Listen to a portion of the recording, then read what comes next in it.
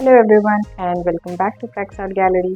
तो आज की वीडियो में हम बात करेंगे मैकेनिकल पेंसिल क्या होती है और उसको कैसे यूज़ करते हैं, उसकी लीड कैसे इंसर्ट करते हैं। और अगर आप बिगनर हो तो मैं आपको ऐसी 5 पॉइंट्स बताऊंगी जो फेवर में हैं मैकेनिकल पेंसिल बाय करने के, और 5 ऐसे पॉइंट्स बताऊंगी जो फेवर में नहीं है मैकेनिकल पेंसिल लेने के लिए। अगर आप एक बिगनर हो तो वो 10 पॉइंट्स को आप कंसिडर करके अच्छी तरह से डिसाइड कर सकते हो और एक इन्फॉर्म डिसीजन ले सकते हो कि आपको मैकेनिकल पेंसिल लेनी चाहिए या नहीं लेनी चाहिए if you are a beginner. तो नाउ लेट्स गेट स्टार्टेड। एक और बात, तो इस वीडियो में मैं एक बहुत इंपॉर्टेंट अपडेट शेयर करने वाली हूँ, तो इस वीडियो को एंड तक देखिए क्योंकि ये आने वाले वीडियोस के लिए आपके लिए बहुत ज़्यादा हेल्पफुल होने वाला है। सबसे पहले बात कर लेते हैं कि मैकेनिकल पेंसिल क्या होती है। मैकेनिकल पेंसिल बेसिकली मैकेनिकल होती है ना। मैकेनिकल पेंसिल मतलब जोक्स अपार्ट, मैकेनिकल पेंसिल कुछ ऐसी दिखती है और ये मेरे पास सकुरा की 125.5 mm की पेंसिल है। 0.5 ये जो इसकी लीड का जो डायमीटर होता है वो 0.5 है, बेसिकली जो लीड का डायमीटर है ये। और इसको मैकेनिकल इसलिए बोलते हैं बिकॉज इसकी लीड को आप सिंपली एक्सटेंड कर सकते हो। अगर आप यहाँ पे देख पा रहे हैं तो आप इसको मैकेनिकली एक्सटेंड कर सकते हैं, दैट्स वाई इसको मैकेनिकल बोलते हैं। और अब ये जो मेरे पास पेंसिल है, जैसे मैंने बताया, ये मैंने कॉम्बो सेट में लिया था ऐसा। तो मैंने ऐसी 2 पेंसिल्स ली थी, एक 0.3 mm की लिया था और ये भी सकुरा की है और इसकी प्राइस अगर आप देखते हो तो कुछ 385 रुपीज़ है। एंड और इसके साथ में सकुरा का ये फोम इरेजर भी आता है जिसका मैंने इरेजर वाली वीडियो में बताया है। अगर आपने नहीं देखा है तो आप आई बटन पे क्लिक करके चेक कर सकते हो। और यहाँ पे एक इसकी लीड का सेट आता है, मैं इसको खोल के दिखाती हूँ। इसमें कुछ अराउंड आई थिंक 12 लीड्स होती हैं, है ना। तो इसको देखते हैं हाउ इट लुक्स।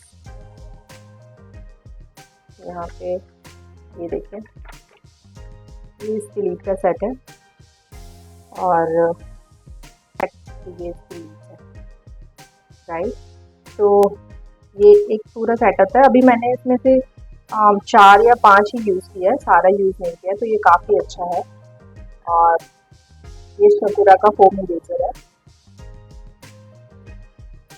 एक दूसरी मैकेनिकल पेंसिल है जो कि 0.3 mm की है, ठीक है। ये जो मैंने मैंने 2 लिए थे, एक 0.3 एक 0.5। 0.5 में मैंने एक्चुअली 4B की लीड डाल रखी है जो कि पेंटल की है। और अगर आप इसको देखोगे, इसके निकालने का तरीका बहुत अच्छा है। ये देखिए, यहाँ पे एक छोटा सा होल है और इसके थ्रू आप इसको निकाल सकते हो। तो ये 4B पेंसिल के लिए है। 4B बेसिकली लीड है, थोड़ा डार्कर जहाँ पे शेड करना होता है उसके लिए, तो वो मैं इसमें यूज़ कर रही हूँ। और ये जो 2B वाला है वो मैं इसमें यूज़ कर रही हूँ। तो ये है मैकेनिकल पेंसिल। मैकेनिकल सिर्फ इसलिए बिकॉज इसकी हम लीड को एक्सटेंड कर सकते हो और ये मतलब बॉडी से जो इसकी लीड होती है वो अटैच नहीं होती। जनरली जो हमारी नॉर्मल पेंसिल्स होती है, जैसे अगर मैं इस पेंसिल की बात करूँ तो ये वुडन पेंसिल है, राइट। और इसमें ये जो ग्रेफाइट की लीड है वो अटैच्ड होती है, करेक्ट। हमें इसको शार्प करना पड़ता है, बट इसमें शार्प करने की जरूरत नहीं होती। तो आई होप आपको समझ आ गया होगा कि मैकेनिकल पेंसिल क्या होती है। आपको आगे बताऊंगी कि वो 5 रीजंस कौन से हैं जो फेवर में है और नहीं फेवर में है। इसके पहले ये देख लेते हैं कि इसमें लीड कैसे इंसर्ट करते हैं। तो सपोज जैसे अभी यहाँ पे ये ऑलरेडी लीड इसके अंदर है और सपोज ये लीड खत्म हो जाती है, मैं यहाँ पे आपको इसको ओपन करके दिखाती हूँ। तो ये ऐसा होता है कुछ और ये लीड यहाँ से आती है। ये अगर आप देखते हो ये सेक्शन, राइट, यहाँ से इसकी लीड बाहर आती है। बहुत से लोग होते हैं वो लीड को यहाँ से इंसर्ट करते हैं ऑपोजिट डायरेक्शन से, वो करेक्ट नहीं होता है। यहाँ पे हर एक मैकेनिकल पेंसिल में एक और सीक्रेट होता है, इसे इरेजर होता है इसके अंदर, हालांकि मैं ये इरेजर यूज करती हूँ। और ये जो सेक्शन है ना, यहाँ पे सारी लीड रहती है। तो आप इसमें 4-5 जितनी भी लीड डालना है आप इसमें डाल सकते हैं। एंड देन उसके बाद जैसे एक लीड खत्म हो जाती है वो दूसरी वाली लीड जो है वो आ जाएगी। तो इधर से इसको इस लीड को इंसर्ट करते हैं और सिंपली अगर आप इसको ऐसे प्रेस करोगे, राइट। और इससे बहुत ही बारीक डिटेलिंग अगर मैं आपको इससे दिखाऊं तो ये बहुत ही बारीक डिटेलिंग है। आप डिटेल वर्क के लिए इसको डेफिनेटली यूज कर सकते हैं।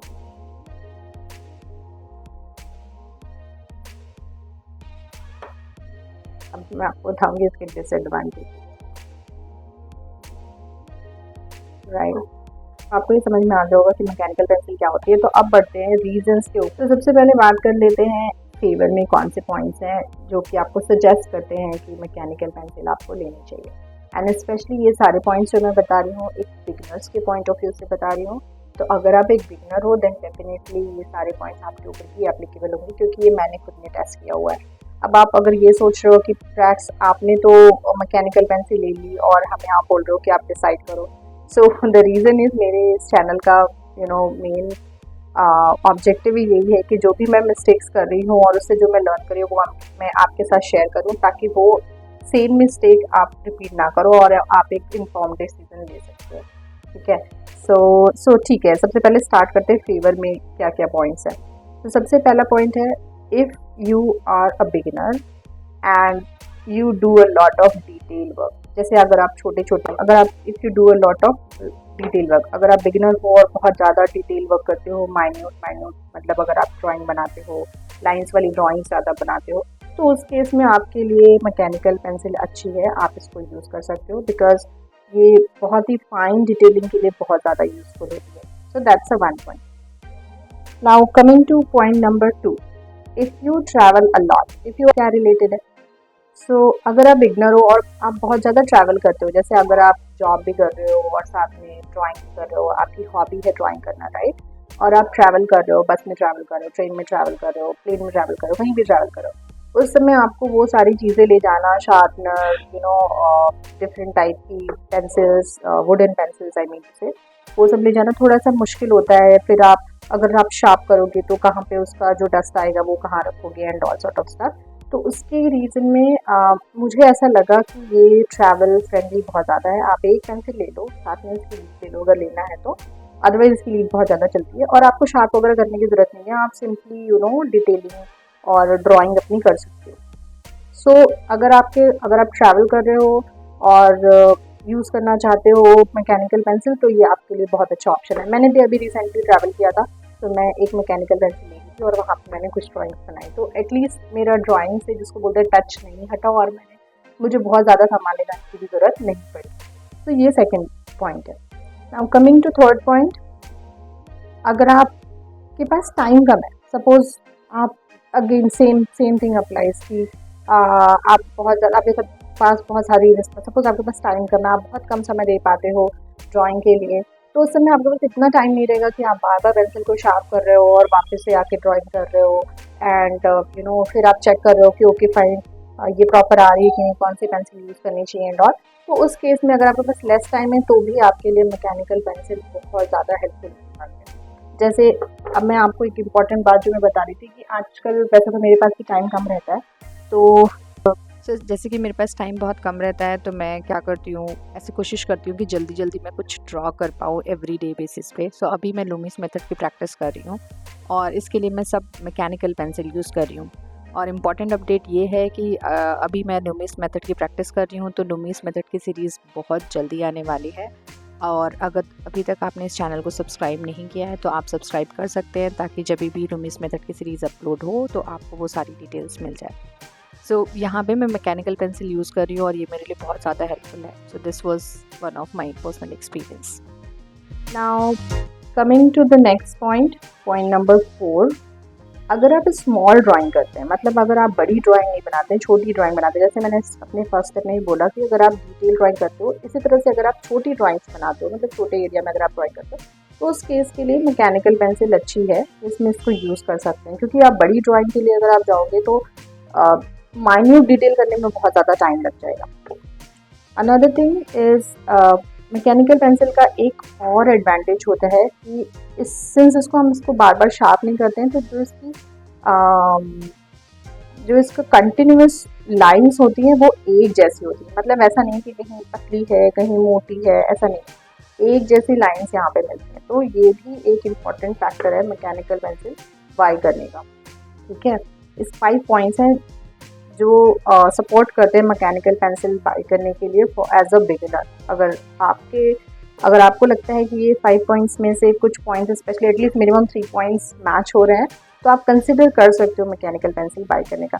बट हाँ, अभी आगे के 5 पॉइंट्स आप और देख लीजिए जो कि मैकेनिकल पेंसिल बाय करने के फेवर में नहीं है, तो आप आई थिंक वो अच्छा डिसीजन ले पाएंगे।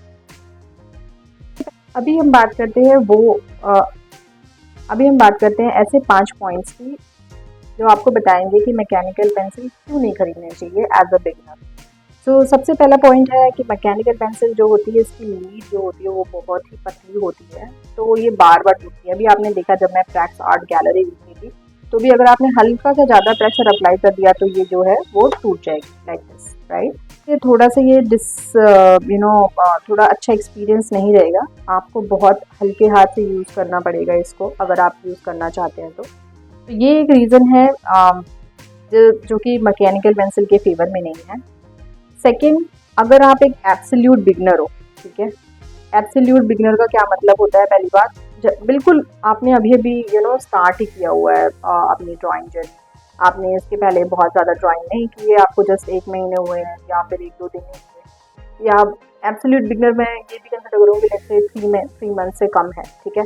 अगर आप अभी एब्सोल्यूट बिगनर हो तो उस केस में भी आपको मैकेनिकल पेंसिल बाय करने की बहुत ज़्यादा ज़रूरत नहीं है, बिकॉज एज अ बिगनर आप क्या प्रैक्टिस करते हो, एज अ बिगनर पहली बात तो आप अनश्योर होते हो आर्ट के लिए कि आप कंटिन्यू करोगे या नहीं करोगे, तो इसमें इतना ज़्यादा इन्वेस्ट करना सही नहीं होगा।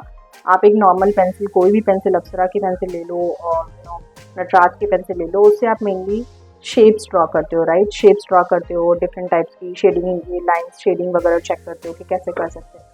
आई थिंक बिगिनर्स के लिए वही बेस्ट होता है, मैं रिकमेंड नहीं करूँगी अगर आप एक एब्सोल्यूट बिगिनर हो तो मैकेनिकल पेंसिल बाय करो और इसमें इतने पैसे इन्वेस्ट करो।